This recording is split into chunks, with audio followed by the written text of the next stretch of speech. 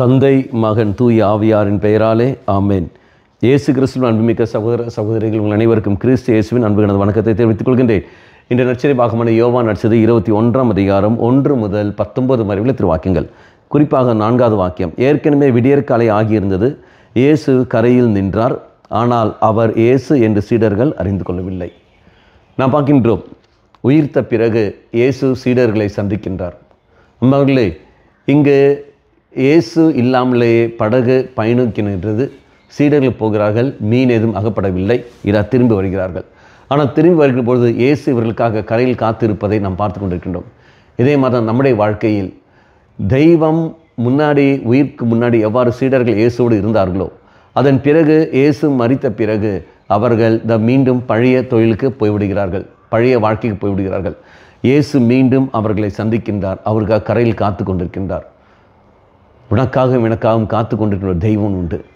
நான் இயேசுவோடு இணைந்து வாழ்கின்றேன், ஜெபமாலை ஜெபிக்கின்றேன், திருப்பலி பங்கெடுக்கின்றேன், பாவசங்கீதம் செய்கின்றேன், பைபிள் படிக்கின்றேன், பல காரியங்களில் ஈடுபடுகின்றேன், நல்ல காரியங்கள் செய்கின்றேன்.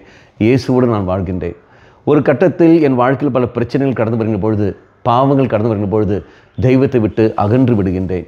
ஏன் தான் இந்த வாழ்க்கை, இவ்வளோ நன்மை செய்திலும் தெய்வம் எனக்கு ஒரு நன்மையும் செய்யவில்லையே, இறைவன் என் வாழ்க்கையில் இல்லை என்று சொல்லிக்கொண்டு நான் ஒதுங்கி விடுகின்றேன். அப்படி ஒதுங்கிவிட்ட போதிலும், என் வாழ்க்கையில் பல நெருக்கடிகள் வந்த போதிலும், எனக்காக காத்து கொண்டிருக்கிற தெய்வம் ஒருத்தர் அங்கே இருக்கின்றார். எவ்வாறு சீடர்களுக்காக தெய்வம் காத்து கொண்டிருந்தாரோ, அதே போல் நமக்காக காத்து கொண்ட தெய்வம் அங்கே இருக்கின்றார். நம்மை விட்டு போகாத தெய்வம், நீயும் நானும் போனாலும் நம்மை விட்டு விலகாத தெய்வம் நம்மத்தில் அங்கே இருக்கின்றார். அந்த தெய்வத்தை தேடி மீண்டும் நாம் திரும்பி வருவோம். இறைவன் தான் என காத்து கொண்டிருந்தார் ஒழிய நான் காக்கவில்லை. அந்த இறைவன் இதோ இங்கு பலிபீடத்தில் காத்திருக்கின்றார். அந்த இறைசனையில் நாம் போய் சந்திப்போம். தெய்வமே, என்னை மன்னித்து விடு. இதை நம்பிக்கையற்ற நிலையில் நான் இருந்து விட்டேன், என்னை மன்னித்து விடு. நீ என்றும் என்னை விட்டு போகாத தெய்வம் என்பதை நான் உணர்கிறேன் என்று சொல்லிக்கொண்டு தெய்வசனில் மீண்டும் நாம் திரும்பி வருவோம். உயிர்த்த ஆண்டவரத்தில் திரும்பி வருவோம். நல்ல ஒரு வாழ்க்கையை நாம் வாழ்வோம். அம்மா மாதாவே, தெய்வ மாதாவே, எங்கள் மாதாவே, என் அன்னையே, விசேஷமாக எங்களுக்காக பரிந்து பேசும். ஆமேன். தந்தை மகன் தூய ஆவியாரின் பெயராலே ஆமேன்.